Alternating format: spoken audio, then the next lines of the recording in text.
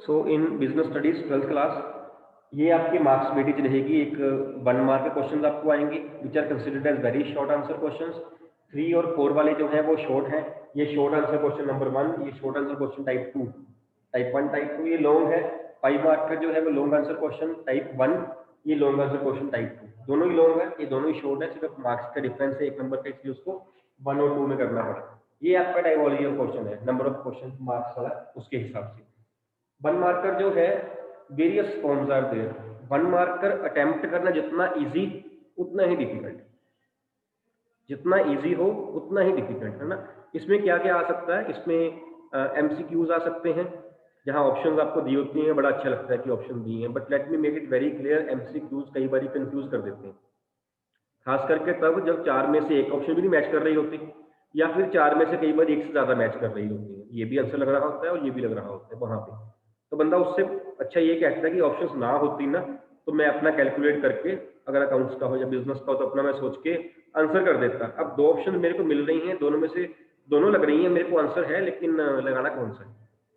कई बार हेल्प कर देता है एमसीक्यू, कई बार कंफ्यूज कर देता है। एमसीक्यू आ सकता है, ट्रू फॉल्स आ सकते हैं, है ना, उसी क्वेश्चन को ट्रू फॉल्स में चेंज कर दे सकता है। देन अपने ब्लैंक्स आ सकती हैं। देन आपका सिंपल क्वेश्चन आ सकता है, what is the meaning of this, है ना, या आंसर दिया हो सकता है, क्वेश्चन पूछा हो सकता है, टर्म एक्सप्लेन करनी है, एक तो टर्म बता दी कि एक्सप्लेन कर दीजिए, या फिर एक्सप्लेनेशन दे दी हुई है, आप टर्म बोल दीजिए, टर्म कौन सी है, वो आ सकता है।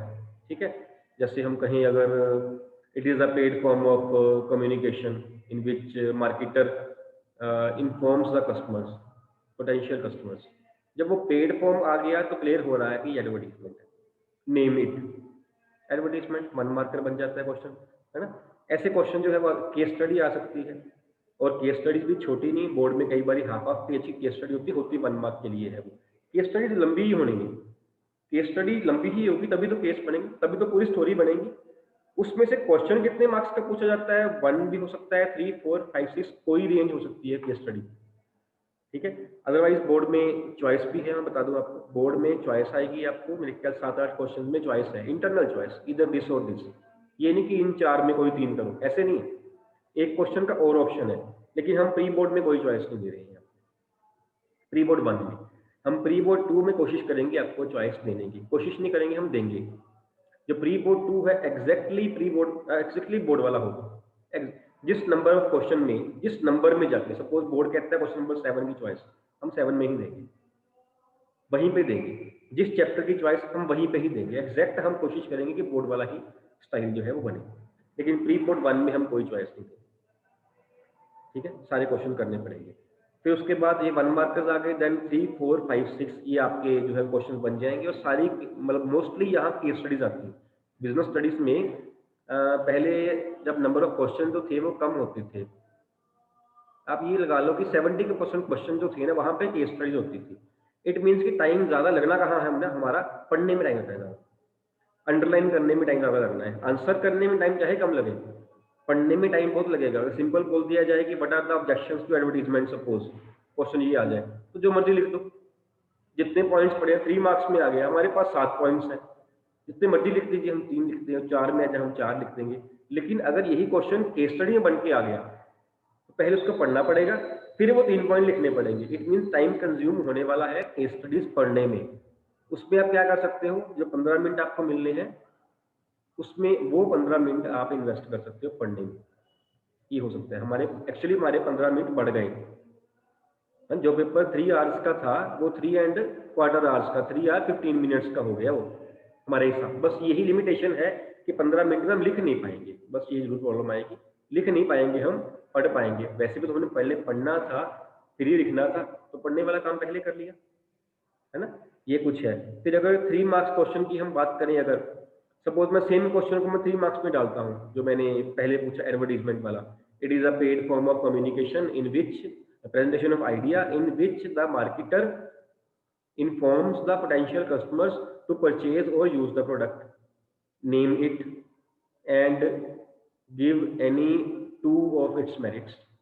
3 मार्क्स का बन गया, एक नंबर आइडेंटिफाई करने का और 2 मार्क्स में उसको अपने मेरिट्स के। अगर मैंने 4 मार्क्स में डालना हो तो मैं 3 मेरिट्स कर दूंगा, अगर मैंने 5 में डालना हो तो मैं 4 कर दूंगा, अगर मैंने 6 में डालना हो तो मैं 5 कर दूंगा। मैं एक नंबर आइडेंटिफाई करने का और बाकी जितने मेरे को पॉइंट्स चाहिए उसके हिसाब से मैंने पॉइंट्स, चाहे मैं मेरिट्स बोलूँ, चाहे मैं लिमिटेशन बोलूँ या मैं ऑब्जेक्शन, जो भी रखता हूँ पॉइंट वो वाला, है ना। कई क्वेश्चन जो है वो मोस्टली क्वेश्चन ऐसे हैं जो 1 to 6 मार्क्स की रेंज में बन जाते हैं, जहां से मर्जी आप कर लीजिए। आप कोई चैप्टर पकड़ लीजिए, से प्लानिंग चैप्टर हमने पकड़ लिया, प्लानिंग में 1 से लेकर 6 मार्क्स तक सारे क्वेश्चन बन रहे हैं, सारे बने जा रहे हैं, है ना। प्लानिंग का प्रोसेस है, अब आप सोचोगे प्लानिंग का प्रोसेस कैसे 6 मार्क्स का 1 मार्क में आ सकता है, तो वो क्या करेगा, तो पूरी स्टोरी, क्वेश्चन आया हुआ है ये वाला, अपने सैंपल में आया है, कहाँ आया हुआ है, पूरी स्टोरी बता देगा आपको कि ऐसा ऐसा वो प्लान कर रहा है, उसने यहाँ यहाँ करते उसने ये कर लिया, आइडेंटिफाई द नेक्स्ट स्टेप, बन गया 1 मार्कर। आपने वहां पे सिर्फ एक स्टेप जो है बताना है, लेकिन उसके लिए आपको पूरी केस स्टडी पढ़नी पड़ेगी कि ये वाला जो पर्सन है जिसकी वो बात करे वो कहाँ तक काम कर चुका है, इतना वो कर चुका, आपने एक नेक्स्ट बताना है। सपोज 1 मार्कर बन रहा है पूरा प्लानिंग का प्रोसेस, इट मीन्स आपको प्लानिंग के प्रोसेस के सारे पॉइंट्स आते होने चाहिए, फिर आपको चलेगा पता कि वो पर्सन कहाँ पहुंच गया है, अगला पॉइंट आपको बताना है। या वो कहेगा जी उसने ऑब्जेक्टिव सेट करके उसने प्लानिंग प्रीमिसेस जो होती हैं, assumption वो कर ली हुई हैं, एक्सप्लेन नेक्स्ट 4 स्टेप्स, 4 मार्क्स में आ गया क्वेश्चन। मतलब किसी भी क्वेश्चन, किसी भी टाइप में वो क्वेश्चन आ सकता है। अगर 1 मार्क बोलेगा तो एक स्टेप पूछ लेगा, अगर 3 मार्क्स होंगे तो 3 पूछ लेगा, अगर 4 होंगे तो वो 4 पूछ सकता है, या बोलेगा कि 4 बता दीजिए, 2 एक्सप्लेन कर दीजिए, कुछ भी कर सकते हैं क्वेश्चन, किसी भी रेंज में क्वेश्चन जो है आ सकता है। हमने वो लास्ट ईयर +1 में एक्सपोर्ट प्रोसीजर, इंपोर्ट प्रोसीजर किया था, आप कैसे 17 पॉइंट से कैसे आ जाएंगे, 17 पॉइंट से मेरे ख्याल से ये फाइनल में आया नहीं था। अगर डालना होता तो क्या डालना था वहां पे, एक्सप्लेन फर्स्ट 6 स्टेप्स, 6 मार्क्स बन गया। या इंपोर्ट प्रोसीजर केस स्टडी, जैसे मैं बता रहा हूँ अभी, केस स्टडीज डाल दी, केस स्टडी में वो उसने ये कर लिया, उसने लेटर ऑफ क्रेडिट इशू करवा लिया है, सपोज वहां तक पहुंच गए, इसके बाद वो क्या करे एक्सप्लेन कर दीजिए। कहीं से भी 6 पॉइंट्स पूछे जा सकते थे, है ना। वो क्वेश्चन जो है वो मॉडिफाई करके किसी भी तरीके से आ सकता है, किसी भी तरीके से, वो आपने देखना है कि कैसे उसको आंसर करना है और कैसे उसको पढ़ना कैसे है। पहले तो ये बात है कि पढ़ना कैसे है। केस स्टडीज जो है वो एक बार पढ़ के नहीं बात बनती, 2 बार ही पढ़नी पड़ती है। एक बार ही हम वैसे उसको ओवरव्यू ले लेते हैं, लेकिन जब आंसर लिखना होता है ना, दोबारा फिर पढ़नी पड़ती है। इसीलिए मैं कहता होता हूँ कि दोबारा पढ़ने की बजाय आप जो मेन पॉइंट्स है उसको अंडरलाइन कर लीजिए, कुछ टाइम तो बचेगा। ये नहीं कि पढ़नी नहीं पड़ेगी, दोबारा फिर भी पढ़नी पड़ेगी, लेकिन ये हो जाएगा अगर आपको 3 बारी पढ़नी पड़ती ना, तो अभी आप 2 बारी पढ़ लो। अगर आपको 4 बारी पढ़नी पड़ती तो आप 3 बारी पढ़ो। एक बारी पढ़ने से केस स्टडी नहीं होगी जो लंबी वाली होगी। आप कहीं ना कहीं जब आप उसको अंडरलाइन कर लोगे ना, केस स्टडी तब सोल्व होनी शुरू हो जानी है। और जब आपने अंडरलाइन कर लिया, उसके बाद आपकी एक बार रीडिंग कम हो जाएगी केस स्टडी, ये है ना। वी कांट अफोर्ड कि हम हर एक केस स्टडी, अब 34 क्वेश्चन है बिजनेस स्टडीज में आनी है, सपोज हम मान लेते ज्यादा नहीं, आधी केस स्टडीज आ गई, 17 केस स्टडी, 17 केस स्टडीज को हम 3-3 बार 4-4 बार पढ़ सकते हैं, हम कर सकते हैं अफोर्ड, हम कर ही नहीं सकते। अगर हम उसको अंडरलाइन कर लें, इट मीन हमने 17 क्वेश्चन को कम पढ़ा एक बार, मीन 17 लाइन हमें क्वेश्चन कम पढ़ना पड़ा। ज्यादा नहीं तो 5-7 मिनट तो बच ही जाएंगे, ज्यादा नहीं तो 5-7 मिनट आप सोच के देखो, जो लास्ट वाले 5-7 मिनट कितने अच्छे लगते हैं वो। ऐसे होता है ना, 5-7 मिनट तो बहुत ज्यादा है, 5-7 सेकंड सोचो। टीचर यहाँ से शीट ले रहा हो ना फर्स्ट पेन से, आप उसको बोल दो ना कि सर मेरे से बाद में ले लेना, पहले बाकी लाइन से ले लो। और टीचर अगर ऐसा कर दे, मैं कहता हूँ इतना मन प्रसन्न होता है ना कि पूछो मत। टीचर ने क्या किया, टीचर सिर्फ 5 शीटें पहले लेके आपकी वेट करी, आपसे 6 शीट ली, इतना ही लगा होगा टाइम, 5-10 सेकंड्स, और कहा हम 5-7 मिनट बचा रहे हैं अपने, अगर प्लानिंग से किया जाए। टाइम मैनेजमेंट की बात है, एक्स्ट्रा लिखने की कोई जरूरत नहीं है, जितना पूछा गया वही लिखोगे। टाइम और स्पेस मैनेजमेंट आपने कर लेनी है तो आपकी हो जाएगी, ठीक है। सो सारा कुछ ही है, सीधे क्वेश्चन भी आने हैं, सीधे भी आ ही जाएंगे। What are the objectives of management, simple पूछ लेगा वो, किसी में भी आ सकता है, 3, 4, 5, 6, है ना। या जो आपने पॉइंट्स पढ़े हुए हैं, से management is an intangible force, है ना, फीचर्स में आया हुआ है ना, उसको वैसे ही ना पूछेगा, उसको वो क्वेश्चन डाल देगा। The effect of the management can be noticed from the atmosphere of the organisation and in फलानी company there was full chaos in the organization, which feature of management is highlighted in this, it is an intangible force। Clear बता रहा है वो, मतलब या उसका meaning पूछ लेंगे या मीनिंग बता के आपसे हेडिंग पूछ लेंगे। So any point which will be there जो कि आपका हेडिंग बनता है 1 मार्क में आ सकता है, आराम से आ सकता है। है ना। इसी को ही मैंने 3 मार्क्स में करना हो सपोज, है ना, मैं बोलूँ that the effect of the management can be noticed from the atmosphere in the organisation, the employees are very happy, name the concept of the management. Now concept here means, when I'm not asking feature, concept is features of management, topic क्या है, and explain any 2 points of the same means 2 features मैंने और बता देने हैं उसके अलावा, है ना। वहां पे पॉइंट क्या आ रहा है, management is an intangible force, but मैंने फीचर नहीं पूछा, मैंने पूछा है कॉन्सेप्ट क्या है, इंटेंजिबल फोर्स क्या है, इट इज अ फीचर। तो answer is the concept being discussed here is features of the management, 1 marker. उसने उसके बाद क्या दिया, explain 2 more points of the same concept. आप कोई और 2 फीचर बता दीजिए, मैनेजमेंट इज कंटिन्यूअस, मैनेजमेंट जो है इफेक्टिव यूज करती है, ये प्रॉफिटेबिलिटी को इंक्रीज, जो पॉइंट्स आपको दिए होंगे उसमें बता दीजिए। सम क्वेश्चन पढ़ना बहुत इजी, बहुत इजी, बहुत इजी नहीं है, बहुत जरूरी है कह सकते हैं, है ना। सो हम जो है वो यही क्वेश्चन जो है वो करेंगे इसको अभी।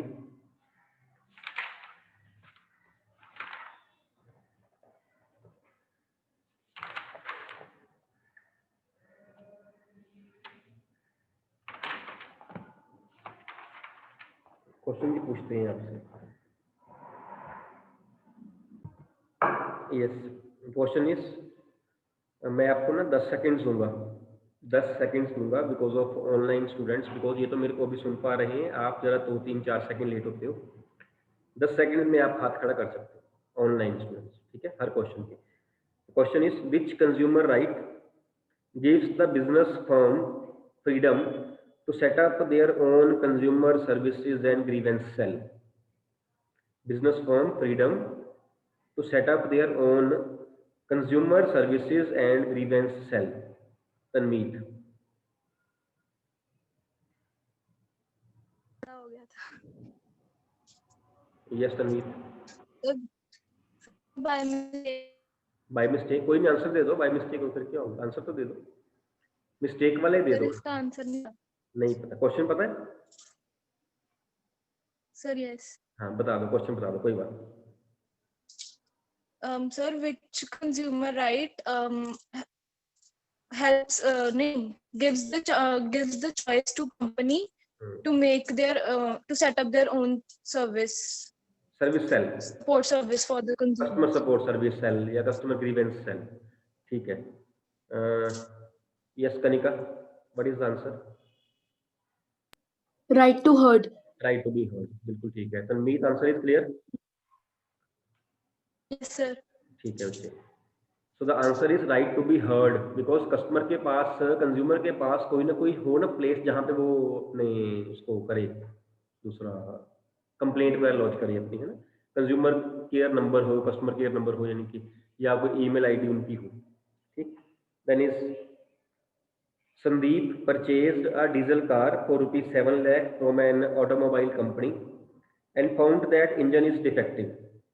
Despite many complaints, the defect was not rectified. Suggest him the appropriate authority where he can file the complaint under Consumer Protection Act. 10 seconds. Sir, can you repeat the question? पूरा question नहीं sir, पहले sentence जो Motors वाला था। चाहिए क्या आपको?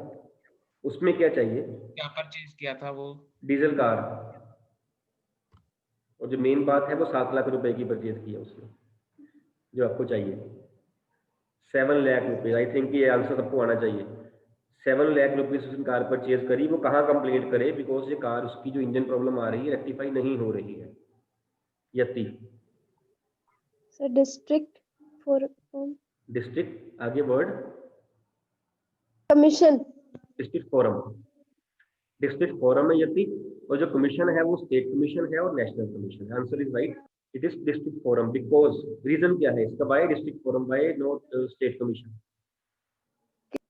क्योंकि सर वो अप टू 20 लाख के बिलो डिस्ट्रिक्ट फोरम में कर सकता है। अप टू ₹20 लाख की जो कंपनसेशन है वो डिस्ट्रिक्ट फोरम में ही जाती है। 20 लाख से ऊपर हो तो वो जो है वो इसमें जाती है। अगर सपोज उसने डिस्ट्रिक्ट फोरम ने जो डिसीजन दिया, any of the agreed party जो है वो सेटिस्फाइड नहीं है, फिर वो क्या करे? फिर वो क्या करे? स्टेट कमीशन के पास जाएगा। जब मर्जी? नहीं sir, with in 30 days. Very good. पूछ रहे हो कि बता रहे हो? नहीं सर, बता रही हूँ। क्वेश्चन मार्क क्यों आ रहा है पीछे? With in 30 days, with in 30 days ये नहीं होना चाहिए, with in 30 days answer. With in 30 days. ठीक है, answer is right, with in 30 days. 30 days किस चीज से? यदि 30 डेज, 30 डेज कब से गिनने हैं बेटा? जब से सामान परचेज किया था या कहीं और से? सर पता नहीं। पता नहीं। सर जब से 30 डेज कब से गिने जाएंगे तनवीर? जब डिस्ट्रिक्ट फोरम ने दिया था वो ऑर्डर अपना, जब उसने डिसीजन दिया डिस्ट्रिक्ट फोरम में, जब डिसीजन आया उसके 30 डेज तभी से गिने जाएंगे ना? नहीं, अगर हम बिल की डेट देख लेंगे 30 से पहले ही निकल गए होंगे, अब वो क्या करेगा आगे? जब डिस्ट्रिक्ट फोरम ने डिसीजन दे दिया तब। ठीक है, एक बार क्वेश्चन आ गया ऐसे ही, क्वेश्चन आ गया ऐसे ही कि वो उसने ऐसे प्रेस ली ऐसे करके ना, क्वेश्चन उसने क्लियर नहीं किया हुआ था, लेकिन बताया, अगर आप ध्यान से पढ़ो ना तो वहां बताया हुआ था सीबीएसई ने कि ऐसा ऐसा है, लेकिन उसने क्लियर नहीं किया हुआ था। एक्चुअली वहां पॉइंट क्या था, मैं I am not in the position कि मैं वो क्वेश्चन रिकॉल करके बताऊं। उसने हल्का सा घुमा दिया था कि वो एक्चुअली कहाँ पे वो करे, कंप्लेंट लॉन्च करे वहां पे। उसने पॉइंट में क्या बताया हुआ था सीबीएसई ने क्वेश्चन में कि उसने ना बिल नहीं लिया। अब उसने पूछ लिया कि वो कंप्लेंट कर सकता है, तो कहाँ कर सकता है? एक्चुअली में वो कंप्लेंट कर ही नहीं सकता, क्योंकि उसने अपनी रिस्पॉन्सिबिलिटी पे, उसके पास प्रूफ ही नहीं है परचेज का। उसके पास प्रूफ होगा तभी तो होगा ना, तो उसके पास प्रूफ नहीं था, बच्चे पर चल पड़े उधर को, डिस्ट्रिक्ट फोरम में कर सकता है, फलाना आंसर है फलाना। कई मेरे जैसे ने तो नेशनल कमीशन लिख दिया होगा बीच में से एक प्रेस के लिए, जबकि आंसर उसका डिस्ट्रिक्ट फोरम हो सकता था। लेकिन पूछा क्या गया था कि वो कर सकता है कि नहीं कर सकता, अगर कर सकता है तो कहाँ कर सकता है। जब जब ट्विस्ट डालती है ना सीबीएसई तो तस्वीर से डालती है ना, और आंसर वहां पे था कि वो कर ही नहीं सकता, क्योंकि उसने अपनी रिस्पॉन्सिबिलिटी नहीं पूरी की, उसने बिल ही नहीं लिया। अगर बिल होगा तभी वो करेगा। मैं उस दिन भी आपको बता रहा था, कल के परसों में बता रहा था यही पॉइंट कि उसने पूछ लिया सीबीएसई ने कि उसने एक प्रेस ली है, उसका जो है वो डिस्ट्रिक्ट फोरम में उसने करी, और डिस्ट्रिक्ट फोरम का जो उसको डिसीजन है वो अच्छा नहीं लगा कस्टमर को। वो कहता कि नहीं मैं सेटिस्फाइड नहीं हूँ। स्टोरी क्या बन रही है अभी तक बन रही है, वो क्या करे? वो स्टेट कमीशन में जाएगा। कोर्स बच्चों ने यहाँ तक का पढ़ लिया, यहाँ से भी आगे पढ़ लिया। Suggest him the dash authority where he can launch the complaint, सारा कुछ पढ़ लिया। अब डैश में सीबीएसई ने कहा ही नहीं कि नेक्स्ट अथॉरिटी, उसने कहा हाईएस्ट अथॉरिटी। अब उस केस में हाईएस्ट अथॉरिटी नेशनल कमीशन बनती थी, उन्होंने हाईएस्ट, तो भी क्वेश्चन किए ही ऐसे हुए थे। अब वो क्या करे? डिस्ट्रिक्ट वाला स्टेट में ही जाएगा, कहीं माइंड में ही नहीं आ रहा, लेकिन क्वेश्चन नहीं पढ़ा। क्वेश्चन नहीं पढ़ा तो उसने नेक्स्ट कमीशन लिख दिया जो स्टेट बनता था, जबकि आंसर था हाईएस्ट कमीशन वाला जो कि नेशनल कमीशन था। एक का तो सुप्रीम कोर्ट लिख के आ गया। डिस्ट्रिक्ट वाला जाएगा सुप्रीम कोर्ट में, डिस्ट्रिक्ट वाला स्टेट में जाएगा, मैक्सिमम नेशनल में जाएगा। इवन स्टेट वाला भी सुप्रीम कोर्ट में नहीं जा सकता, वो भी नेशनल में जा सकता है। नेशनल वाला जो है वो जा सकता है, इनिशियली नेशनल वाला। ये भी क्वेश्चन आया हुआ। तो क्वेश्चन में पूछा क्या गया है ये देखना बहुत जरूरी है। आपको क्या आता है उसकी कोई बात नहीं, वो तो बात की बात है ना, जो उसने पूछा हुआ हो ना हमें आता होना चाहिए। देन है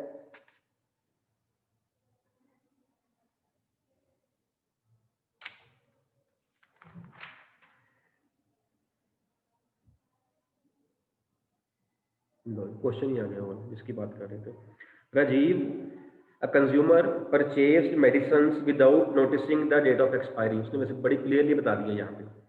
ही also didn't obtain the cash memo, do you think he will be able to protect himself by the loss caused due to expired medicine? Give reasons to support the answer. The answer is Tanveer, answer is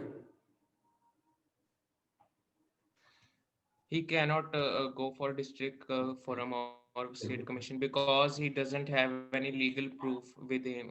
exactly, he has no proof। उसने ना cash memo ली है, ना उसने notice किया कि expired medicine है वगैरह वगैरह। और अगर वहां पे होता उसने नोटिस नहीं किया कि एक्सपायर्ड मेडिसिन है और कैश मेमो है, फिर वो जा सकता है कि नहीं जा सकता? फिर वो जा सकता है, वो जा सकता है। एक्सपायर्ड मेडिसिन नो डाउट उसने भी करनी है नोटिस, लेकिन मार्केटर ने भी उसको एक्सपायर्ड नहीं बेचनी है ना। एक हम पॉइंट करते होते थे, लास्ट ईयर इंश्योरेंस में किया था, कैवर्ट एम्पटर एंड कैवर्ट वेंडर, याद है? कैवर्ट एम्पटर मीन्स, हमने मार्केटिंग में भी किया इस साल। Caveat emptor means let the buyer beware, जो परचेजर है उसने देखना है। ये सेलिंग कॉन्सेप्ट है, मार्केटिंग नहीं है। मार्केटिंग कॉन्सेप्ट जो है वो क्या कहता है, let the seller beware. Caveat vendor, it is the responsibility of the seller vendor कि वो चीज आपको सही दे। आपने भी देखना है, कोई शक नहीं इस बात में, है ना। अगर उसके पास कैश मीमो है, उसको एक्सपायर्ड मेडिसिन मिल गई है सपोज, तो वो जो है वो केस कर सकता है, बिकॉज वेंडर ने अपनी रिस्पॉन्सिबिलिटी नहीं करी है पूरी। ठीक, देन है इसमें आपका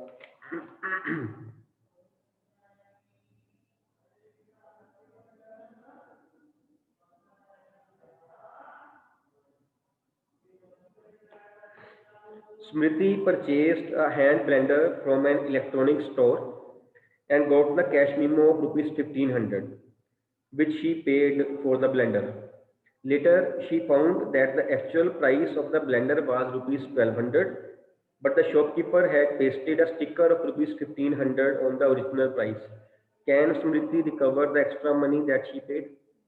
Yes, she can pay it because उसने जो है वो मल प्रैक्टिसेस करी है, उसने अनफेयर ट्रेड प्रैक्टिस करी हुई है, उसने एमआरपी से ज्यादा पैसा लगाया हुआ है और उसके पास तो बिल है ही, कैश बिल है उसके पास।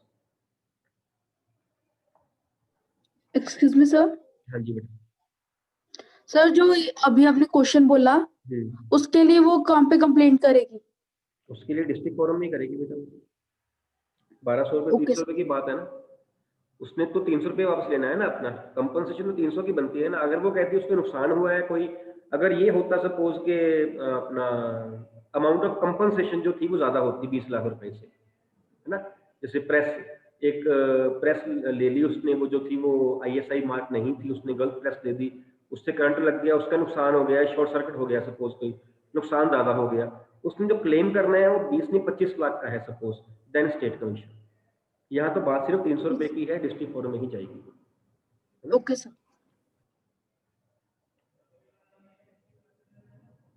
Naresh purchased a BMW car for rupees 50 lakhs on installments.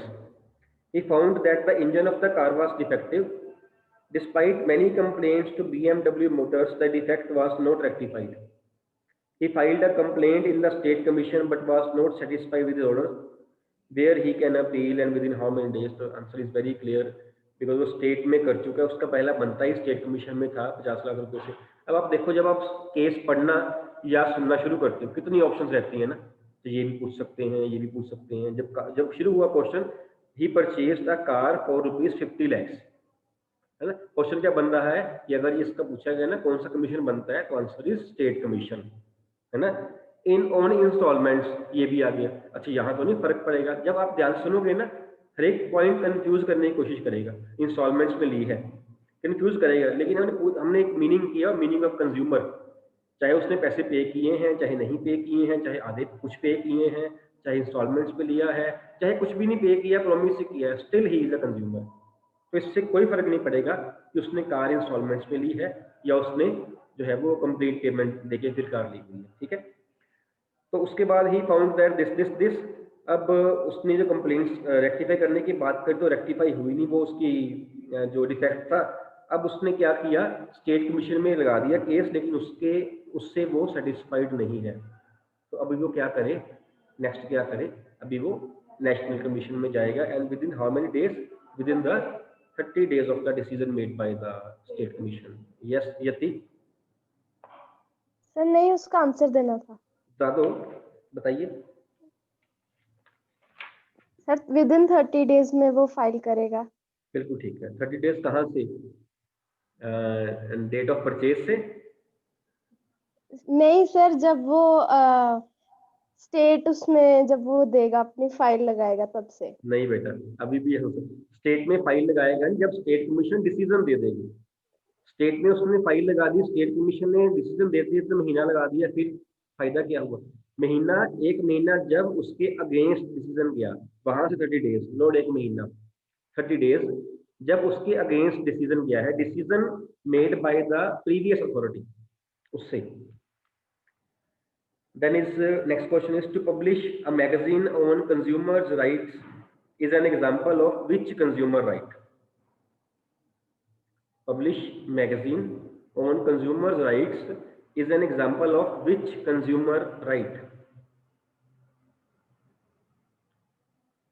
Gurleen. Right to consumer education. Right to education और right है. Right to education जो आपके पास है as a student, that is right to education. This is right to consumer education, है ना? और एक right है right to be informed consumer का, और एक राइट टू इन्फॉर्मेशन, दोनों अलग अलग है। Right to be informed consumer का राइट है, राइट टू इन्फॉर्मेशन जो है वो किसी भी गवर्नमेंट डिपार्टमेंट से हम पूछ सकते हैं कि आप बताइए कि आप क्या करें, चाहे वहां पे हम कंज्यूमर हैं चाहे नहीं, वो अलग अलग है ना, वो अलग राइट है। और राइट टू इन्फॉर्मेशन जो है वो कंज्यूमर का राइट नहीं है, मतलब किसी का भी राइट है, उसमें कंज्यूमर भी है, लेकिन राइट टू इन्फॉर्म्ड जो है, राइट टू बी इन्फॉर्म्ड वो पर्टिकुलरली कंज्यूमर के ही लिए है बना हुआ, ठीक है। Excuse me sir. हाँ जी बेटा। सर वो 50 लाख वाले क्वेश्चन में अगर उसने इंस्टॉलमेंट में सिर्फ 10 लाख अभी पे किया होता तो फिर अमाउंट ऑफ कंपनसेशन कितना बनता? 50 लाख के हिसाब से, 50 लाख के हिसाब से। देन है आपका which act has replaced MRTP act? याद है पहले होता था MRTP act, it is monopoly and restrictive trade practices act, उसको बाद में रिप्लेस कर दिया गया इन द ईयर, हाँ मैं सोचने वाले बताऊं कि ना बताऊं, हिंट मिल जाएगा। चलो दिव्यांशी बताओ, आंसर दो। Competition act 2002। वसुंधरा यही आंसर था या कोई और था? यही था सर। यही था, गुड। तो competition act 2002 has replaced MRTP act. MRTP act पहले होता था, अब वो रिप्लेस हो गया। Then is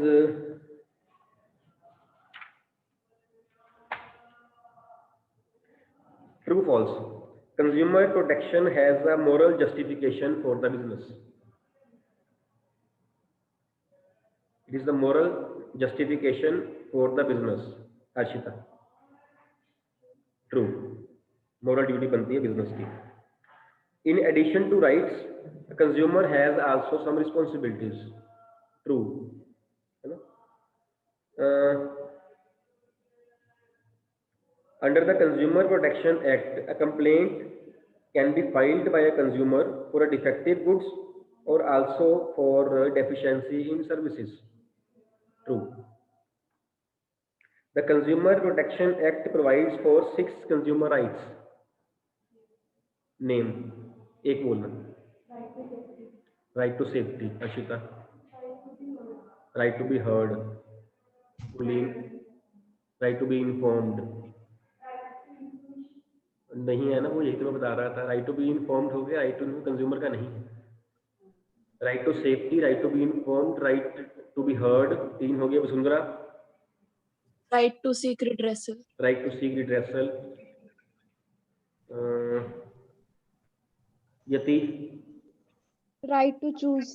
right to, Yati आज पूरी यति कर रही है। यति पता नहीं, या तो कॉपी खोली इसने या फिर पढ़ लिया यार गलती से, है ना। एक कौन सा रह गया है Mauli? Right to consumer education. Right to consumer हो गए 6 पूरे। राइट टू कंज्यूमर एजुकेशन, बिल्कुल ठीक है बच्चे। चलो कल मेरे को याद करवाना, जैसे आज मेरे को था कि हम ना कल प्रोजेक्ट के बारे में डिस्कस करेंगे क्लास में, है ना। कल अपने कितनी पीरियड है? एक ही है ना। चलिए